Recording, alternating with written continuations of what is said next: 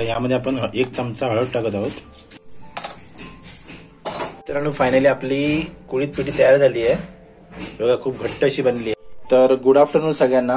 आज आपण एक रेसिपी बनवणार आहोत, उडदाची पिठी. तर त्यासाठी लागणारं साहित्य आपण इथे कुळीत पिठी घेतली आहे, एक कांदा घेतलाय, परत ओलं खोबरं आणि मिरची. 1 वाटी कुळीत पीठ आपण काढून घेतलंय. त्यामध्ये आपण पाणी ऍड करत आहोत.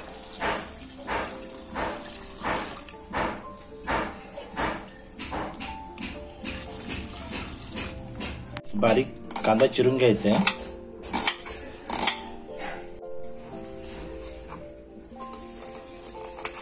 आता आपण मिरची कापत आहोत. मिरची बारीक कापून घ्यायची आहे,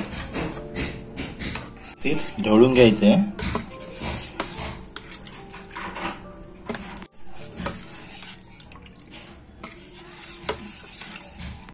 अशा ज्या गुठल्या पडतात ना, त्या गुठल्या पडायला द्यायच्या नाहीयेत.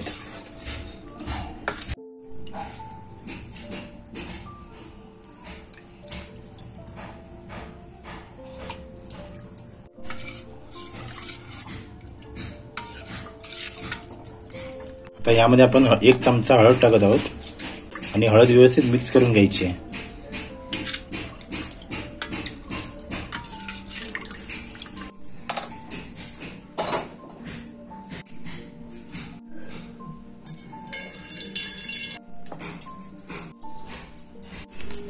तापलेल्या तेलामध्ये आपण पहिले मिरची टाकली आहे.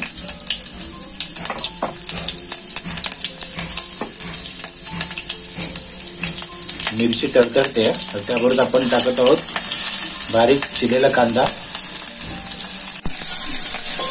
व्यवस्थित ढवळून घ्यायचं आहे. कांदा जरा थोडासा लालसर करून घ्यायचा आपल्याला.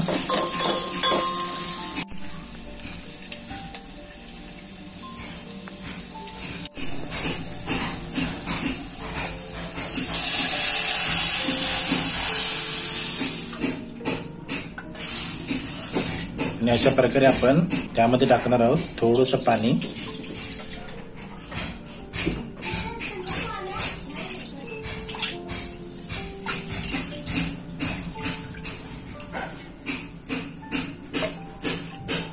पिठी व्यवस्थित ढवळून घ्यायची आहे.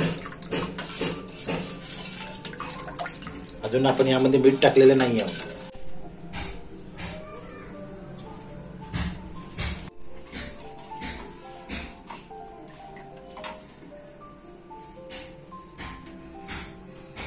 या पिठीचं एक खास वैशिष्ट्य म्हणजे जशी ती उकळते ना तशी ती घट्ट होत जाते. आता इथे आपण टाकत आहोत चवीनुसार मीठ आणि व्यवस्थित ढवळून घेणार आहोत. ही बघा घट्ट होत चालली आता ती पिठी. त्यामुळे जरा ती व्यवस्थित ढवळून घ्यायची, कारण कधी कधी काय होतं खाली ती पिठी लागते. आता आपण यामध्ये खोबरं टाकत आहोत, ओलं खोबरं टाकत आहोत, किसलेलं खोबरं. हे बघा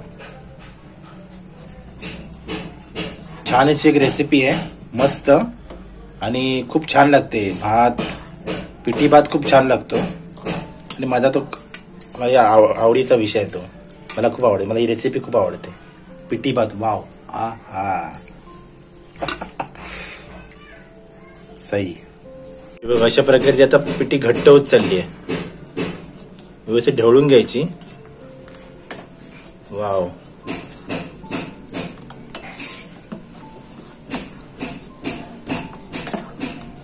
कशी घट्ट पिठी आवडते म्हणून आता ही आम्ही पिठी घट्ट करत ठेवली आहे. आणि सुगंध पण एवढा छान आलाय ना. पिठीचा एक वेगळाच सुगंध असतो, एक हे असतो, सुवास असतो, खूप छान वाटतो.